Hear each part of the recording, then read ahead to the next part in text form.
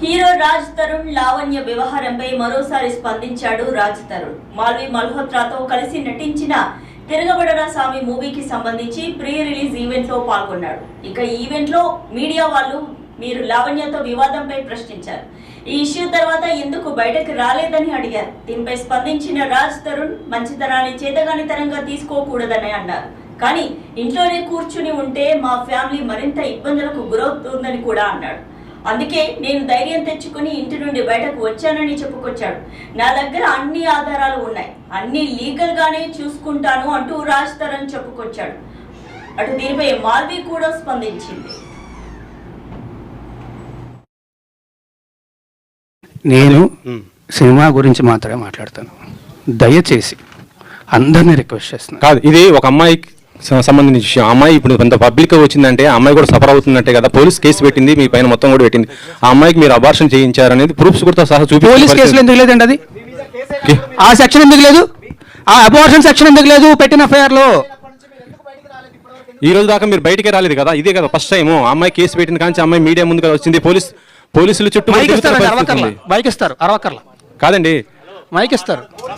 రాజ్ తరుణ్ గారు ఆయన అరుస్తున్నారు. ఓకే, సారీ నేను చెప్తా, నేను క్లియర్గా చెప్తా. తప్పించుకొని తిరగలేదండి. నేను అయ్యాను. అవును, అడ్వకేట్ అయ్యారు.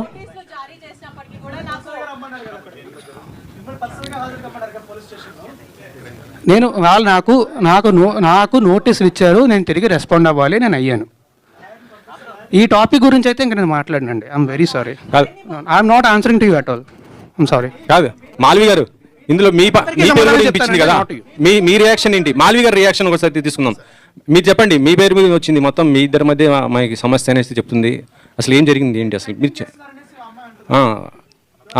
So, whatever she has put the allegations on me and my brother, I have already submitted the proofs to the cops, and recently she again texted on 24th July.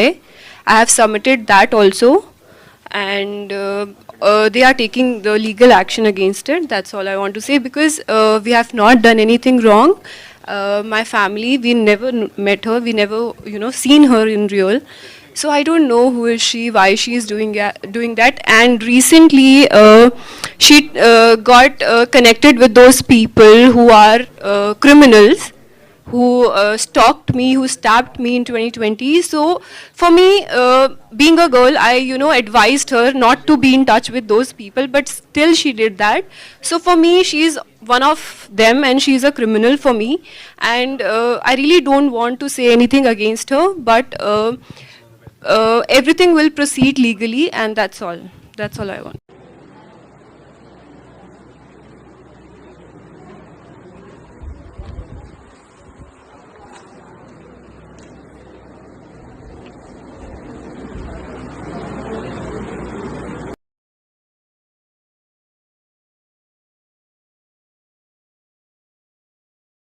నేను సినిమా గురించి మాత్రమే మాట్లాడతాను.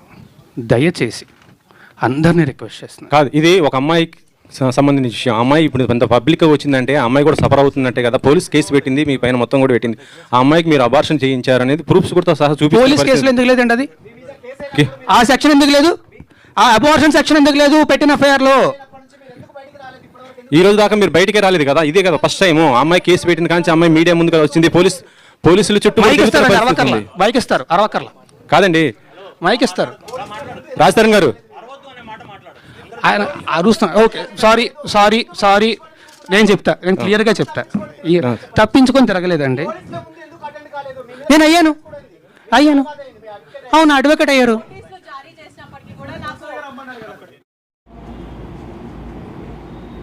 ఓవైపు press meet లో రాజ్ తరుణ్ మాట్లాడుతుంటే లావణ్య అక్కడకు వచ్చారు.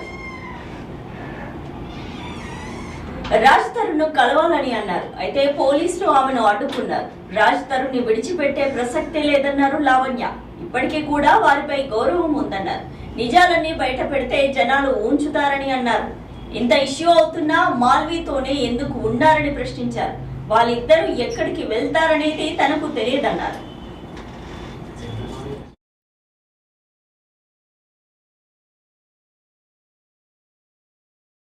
నన్ను ప్రిజన్ కి పంపించి ఇంట్లో నుంచి పారిపోయి వెళ్ళిన మనిషి అతను. ఏదో నా దగ్గరకు వచ్చి నాకు ఒక క్లోజర్ ఇచ్చి మనం విడిపోదామని చెప్పడమో మంచి పూర్వకంగా వెళ్ళలేదు. నన్ను మోసం చేసి నన్ను ఇరికించి తప్పించుకొని పారిపోయాడు. నేను నార్మల్ ఒక అమ్మాయిని బయటకు వచ్చి మాట్లాడుతున్నాను వాయిస్ రేజ్ చేసి, డజన్ మీన్ నాకేదో వాళ్ళు భయపడిపోతున్నారు అని తండ్రి కొడుకులు చెప్తుంది, అంతా తప్పు. ఇప్పటికి కూడా నాకు మామగారు అనే రెస్పెక్ట్ ఉంటది కాబట్టి నేను ఏవి నిజాలు బయటకు పెట్టట్లేదు. వాళ్ళు చేసినవన్నీ నిజాలు బయటకు పెడితే జనాలందరూ మీరు తూ అని ఊస్తారు. మస్తాన్ సాయితో ఏముంది అన్నది ఖచ్చితంగా నేను ప్రూవ్ చేసుకుంటానండి. అండ్ అది లీగల్ గా ఉంది ఆల్రెడీ. కేసు స్టేషన్ లో నడుస్తుంది కదా, కోర్టులో నడుస్తుంది కదా, మేము అక్కడే చేసుకుంటాము. ఇప్పుడు అతను మాల్వి మల్హోత్రాతో ఏం చేస్తున్నాడు అన్నదే నేను ప్రూవ్ చేయాలనుకుంటున్నాను. మరి ఆమెతో ఎందుకుంటున్నాడు? ఇప్పుడు ఇక్కడి నుంచి అయిపోయిన తర్వాత కూడా ఎక్కడికి వెళ్తాడు అతను? ఆమె ఎక్కడికి వెళ్తుంది? మామగారు అని అమ్మాయి వాళ్ళ తండ్రితో మాట్లాడాల్సిన అవసరం ఏంటి ఇతను? నాకు మనిషి కనిపించట్లేదండి. ఫోన్లు స్విచ్ ఆఫ్ చేసుకొని తిరుగుతున్నాడు. అందరూ ఆయన మేనేజర్ తో సహా అందరు నన్ను బ్లాకులు చేశారు, అసిస్టెంట్ తో సహా. ఇంకెక్కడికైనా వెళ్ళను నేను. లీగల్ గా ఏమని ప్రొసీడ్ అవుతారండి? ఏమని వదిలించుకోవడానికి 10 సంవత్సరాలు ఏమైనా కుక్క పిల్లనా తీసుకొచ్చుకొని అతనంతా ఉంచుకొని అతనికి ఇష్టం లేనప్పుడు వదిలేయడానికి? నాకు ఆ మనిషి ఇంకా ఇక్కడే దొరుకుతాడు కదా. ఈ రోజు ఇక్కడనే కాదు, రేపు పొద్దున అతను షూటింగ్ ఎక్కడికైనా వెళ్ళనివ్వండి, ఇంకెక్కడికైనా వెళ్ళనివ్వండి, నేనైతే వదలను. రాజుతారని వదిలే సమస్య లేదు. అతను నా మనిషి, నా రాజు. నేను అతని కోసం ఎక్కడి వరకైనా వెళ్తానండి.